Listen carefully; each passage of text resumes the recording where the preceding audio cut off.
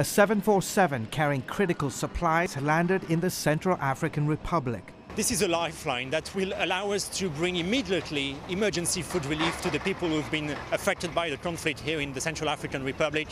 The UN says what's happening in this country is a humanitarian disaster of unspeakable proportion.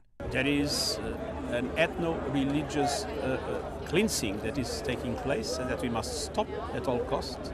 After enduring months of daily attacks, rape and torture by Muslim rebels, a Christian militia group called Anti-Balaka is now retaliating with brutal violence, forcing tens of thousands of Muslims to flee. What we've seen around the country is enormous forced expulsion of the Muslim population and anti-Balaka control of the roads and of the towns all across the country.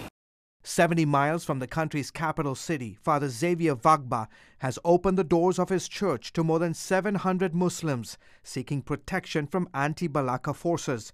He told BBC News it was time someone stood in the gap for peace and reconciliation. Right now, there are towns in which you have hundreds of Muslims taking refuge in churches because it's the places that they believe are safest from possible anti-Balaka attacks. And some of those populations are completely unprotected.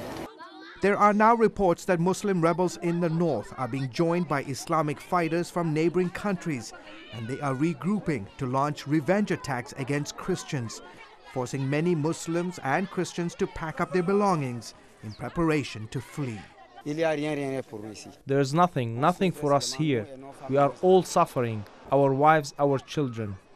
Some 6,000 peacekeeping soldiers have been deployed, but so far have been powerless to stop the religious violence. George Thomas, CBN News.